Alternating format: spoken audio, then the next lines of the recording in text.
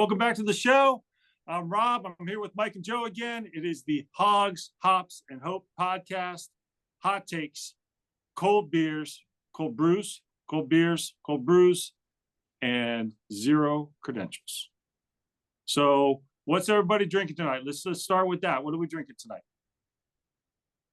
Joe, what do you got? I went with Old Reliable Miller Lite. Okay.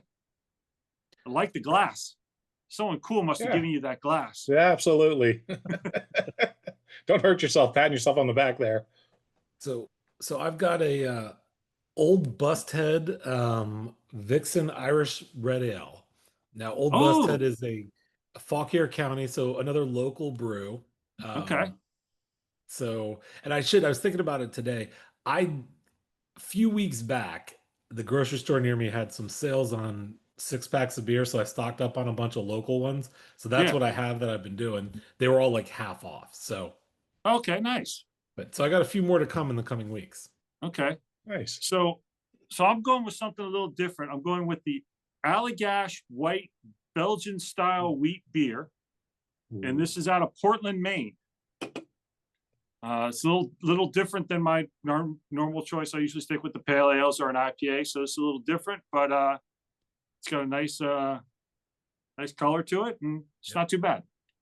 Not that it matters for you where you are, but that's a good summer drinking beer. So going into the summer, good choice. Memorial Day weekend.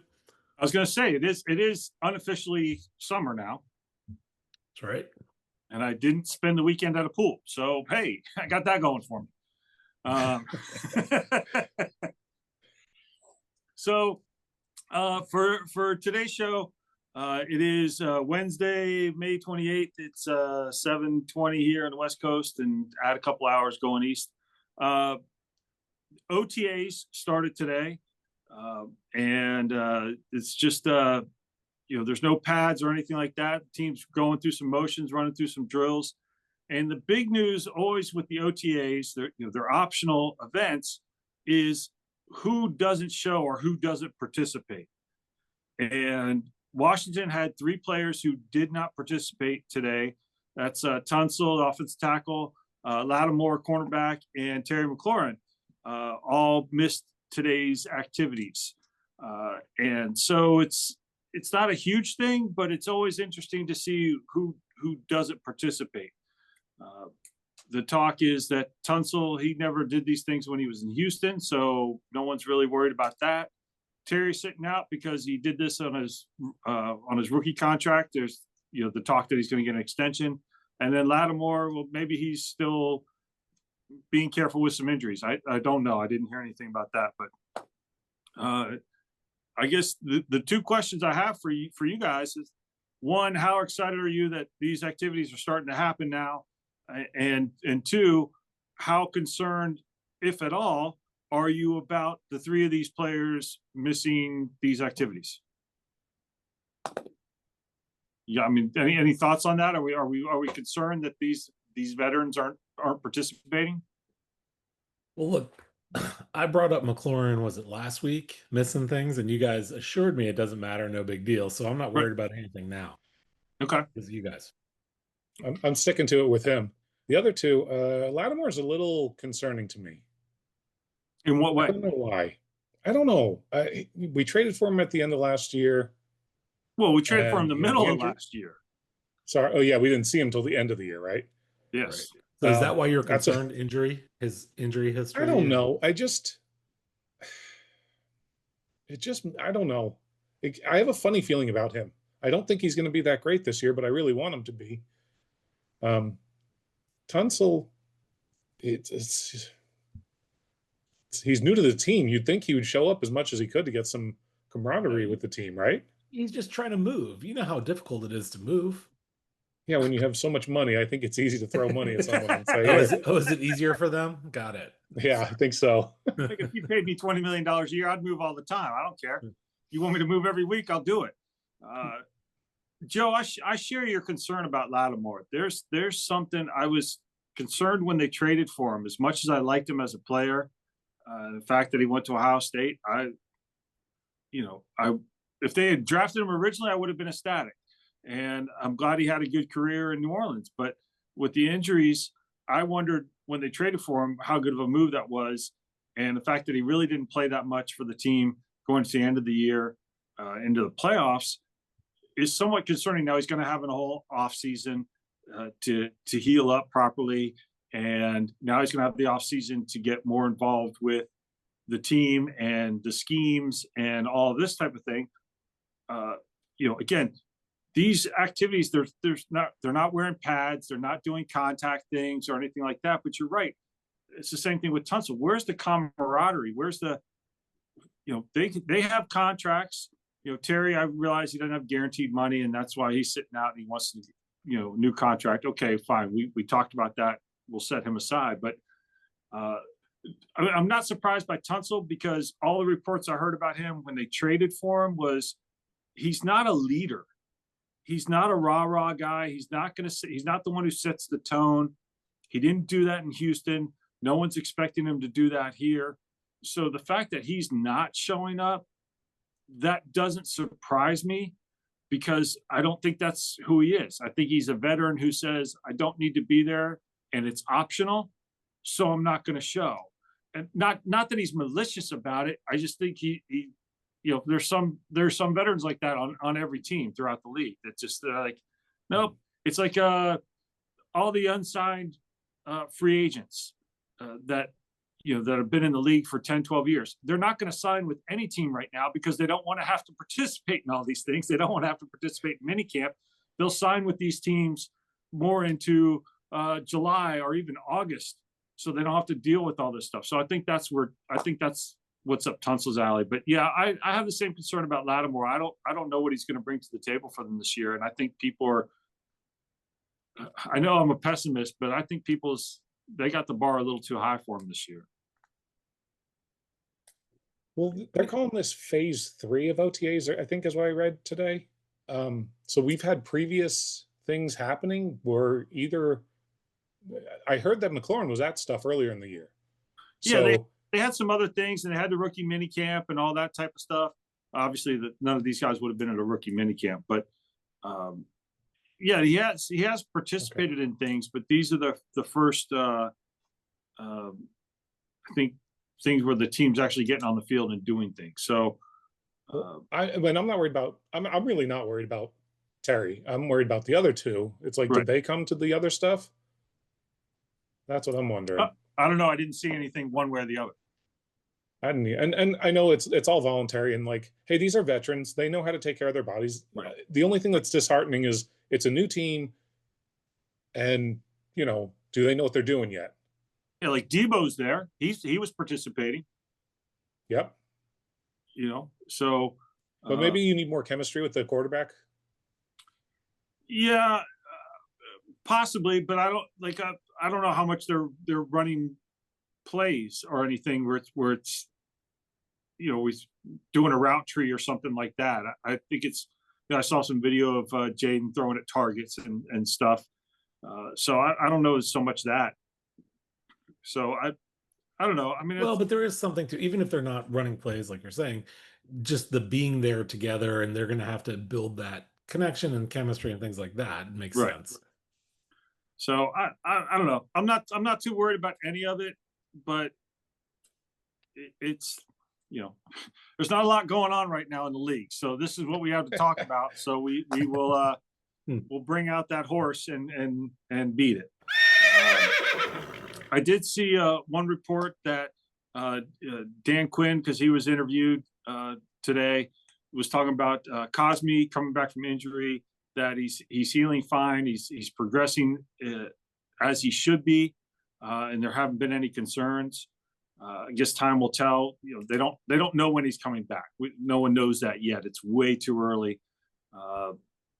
So but as long as he's recovering, his recovery is going the way it should, fine. And I'll trust Quinn's report on that, because obviously he would know better than I would. Should we make predictions and take bets as to what? As to when Cosme will come back? No, I'm not doing that. If the experts can't even tell us when he's coming back, I'm not. Well, we may do that. Credentials. we can do that later, maybe once the season starts and get into that. But you know, I think the more fun exercise will be what's the offensive line going to look like when Cosme comes back? Yeah. You know, you know, they've got 2 new additions this year with Tunsil and Connolly coming in playing tackles. It's going to be interesting to see.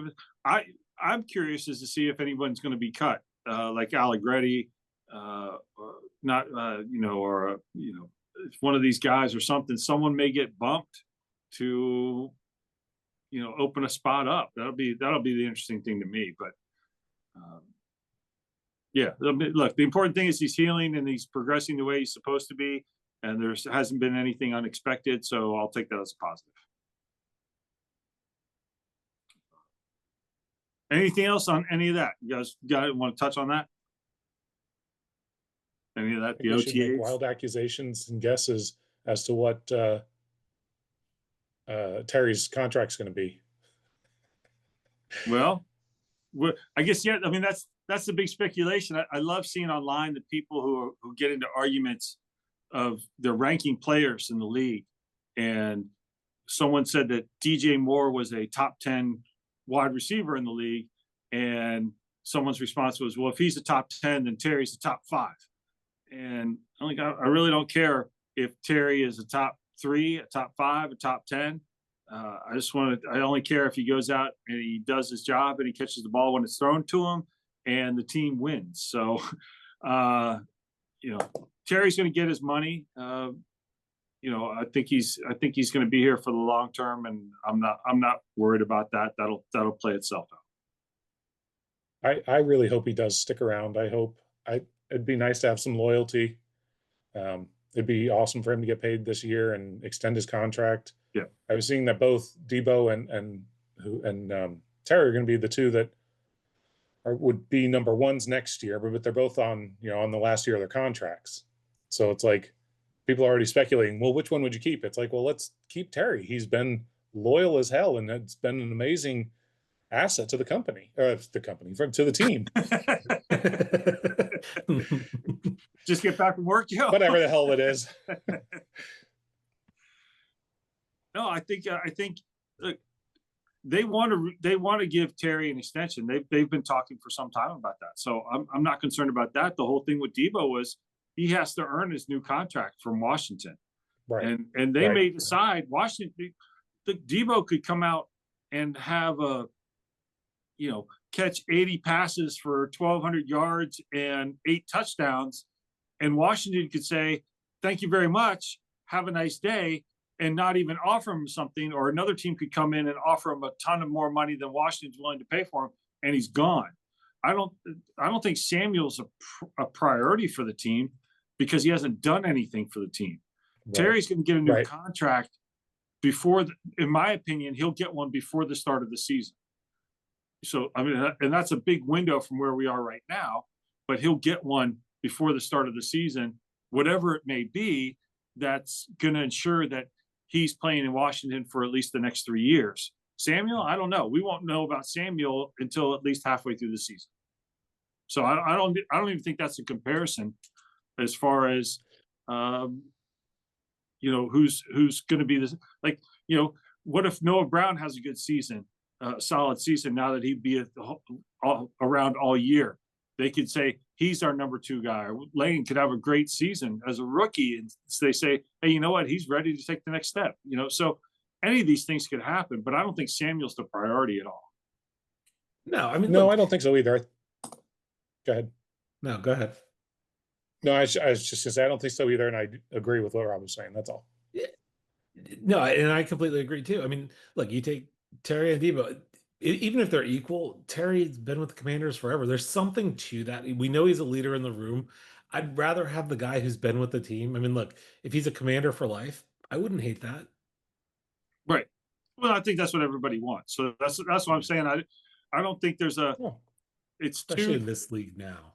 It's 2 totally different scenarios. So, like I said, I think Terry will get his contract before the start of the season, and Samuel's not going to get any new contract or anything like that before at least halfway through the season. And it probably wouldn't be more until after the season when they see they have a full body of work from him. And again, other teams, like if Samuel doesn't have a good year, why would Washington want to bring him back? Right. They Right. guaranteed his money for this year. They redid his contract, so his money, he's fully guaranteed for this year. That was his contract being redone. So that he got his money.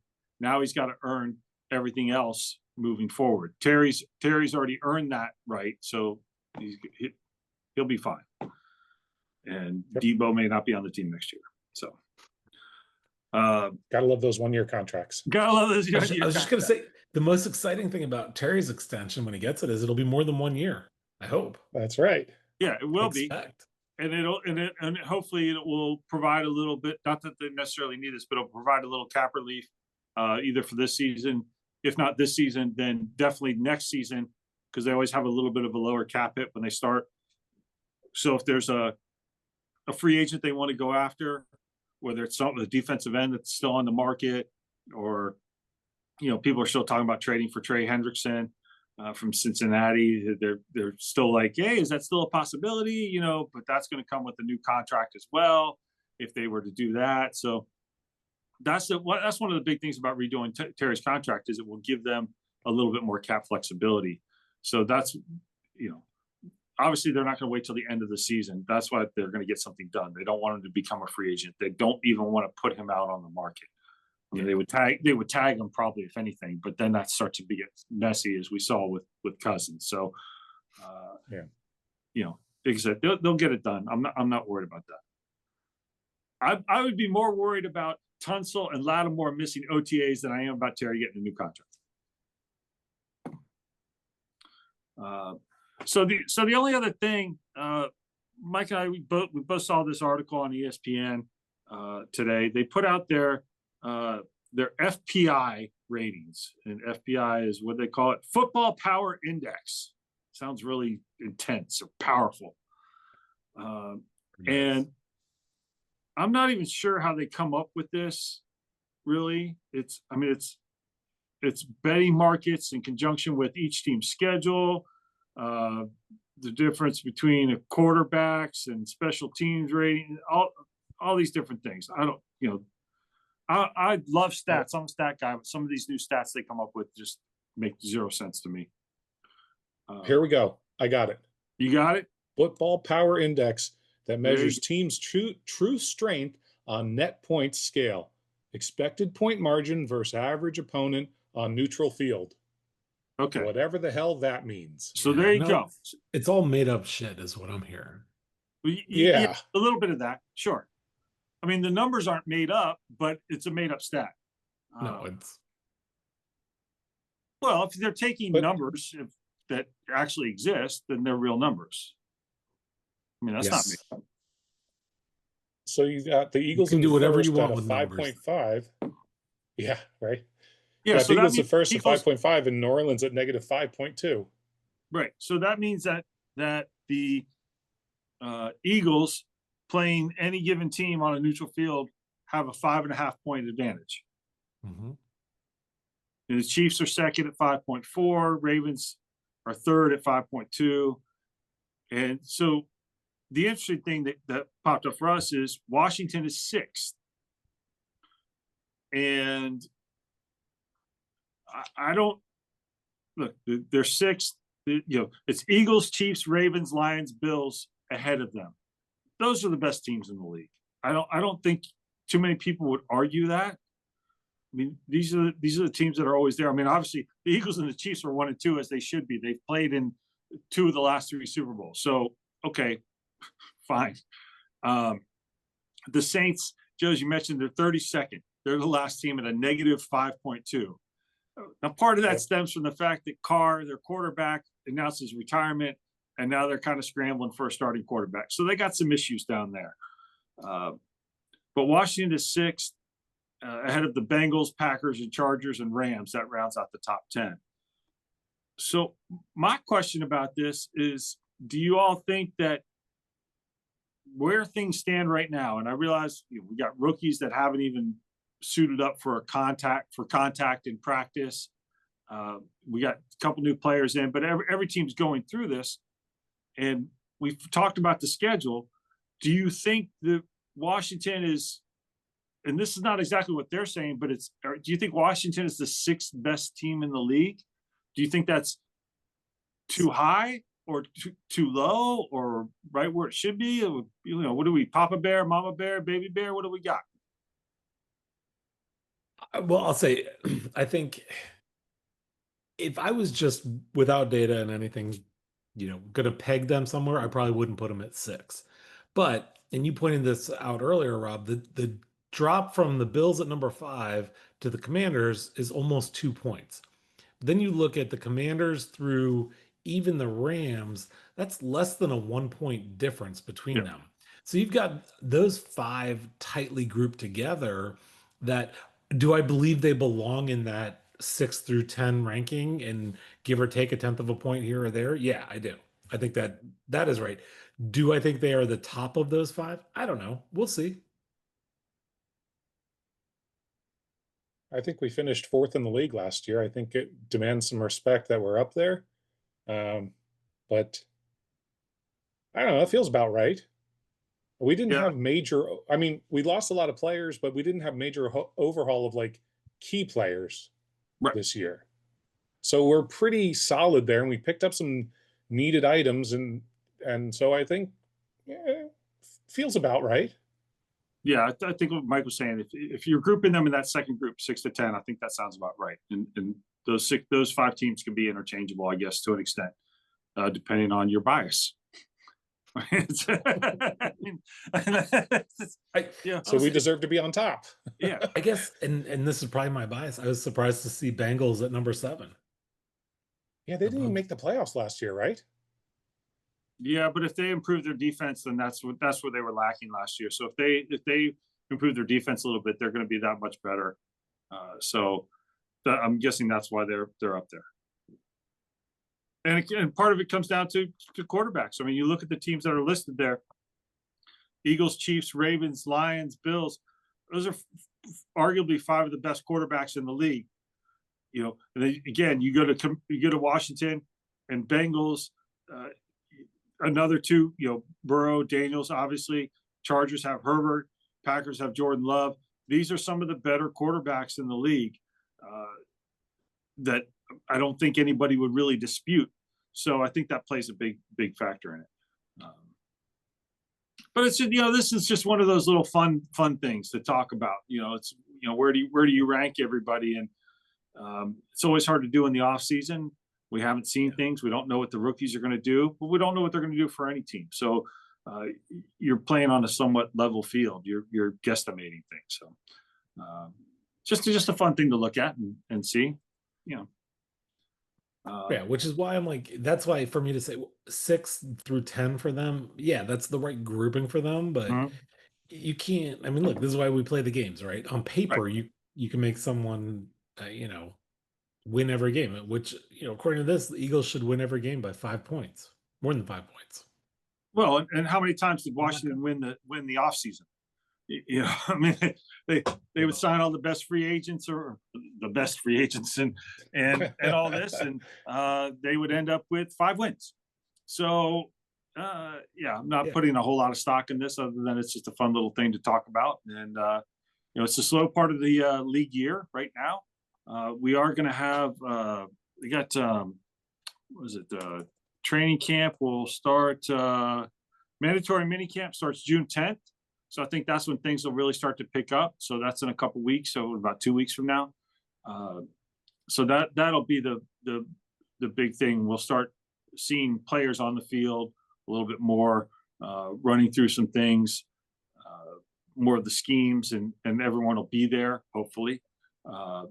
I wouldn't be surprised if Terry doesn't have a new contract if he sat out. So I'll throw that out there now. I won't be concerned if that happens. But you think he'll sit out mandatory things, or any of the 3 that didn't show up? Well, he probably won't. I mean, he won't. I don't think he'll sit out because he could probably be fined for it. But I'm just saying I wouldn't be surprised, because this happens a lot of times with with NFL players when if they don't have guaranteed money on the contract for that year, they sit out because they don't want to get hurt. Because if they get hurt, they could have a career-ending injury. They have no guaranteed money and they get nothing. So if they sit out, yeah, maybe they accrue some penalties or something while a contract's being negotiated. So that's what I'm saying. I wouldn't be surprised if it happens. I don't think it will happen. I think Terry will be there for the mandatory stuff, and I think he'll be on the field, and I think he'll be doing that. So I'm not concerned. That's my big thing is I'm not concerned about it. Yeah. Yeah, and I'm with you on Terry. It's the other two I'm curious about. Yeah, they'll be there. They'll be there. And well, unless there's an injury situation with Lattimore. That's right. That's what, yeah. And but he'd still be there, right? Well, he may still be there. If he's hurt, he can't participate. But he would still be there. Yeah. Right. But there have been some players over the years that just don't even show up. So, yeah. But I don't think that would be the case with Washington. With any of the players, not just the three, but with any players for any reason whatsoever. So, all right. You guys got anything you want to end with? Anything you want to throw out there? Any other little nugget? I got one little one that I saw it, I think today, that was kind of interesting, but Jonathan Jones, you guys probably didn't even see this because it's such a small story, but apparently he's a pilot, has his own plane. So he flew himself down. He was at a small regional airport in College Park, and I guess people knew he was coming in. A bunch of fans went out to meet him, but yeah, so he flies his own plane, flew himself into the area. Saw that today. Okay. Apropos of nothing, I just thought it was a cool story. Yeah, no, it is. He flies into Dulles. He's right down the road, and shoots up 28 to. Well, it wasn't Dulles. He actually flew into College Park. Oh, he flew into College Park. I thought you were saying he flew out of College. That's interesting. He flew into College Park. Flew into College Park. So when I first saw the story, I'm like, okay, so this new to the team comes in with his private jet, blah, blah, blah. Cool. No, it's a prop plane. He is a pilot. He flew himself in. So yeah, he went to, I don't know why College Park and not Leesburg, because that would be the other closest executive airport. But okay. Yeah, I just thought it was kind of cool. Oh, I like that. Fun story. All right. Joe, you got anything you want to throw out there to end with? I got nothing today. Okay. Well, I got nothing else either. So I guess we'll wrap this up and put a little bow on it. As always, we appreciate all of you watching and listening to us and feeding our fragile egos. But don't forget to click the subscribe button and the like button and tell all your friends about it. And we're looking forward to the season getting ramped up with minicamp and everything coming up. So we'll look forward to having a little bit more information for you. So until next week, thanks for tuning in. Bye. Bye. Bye.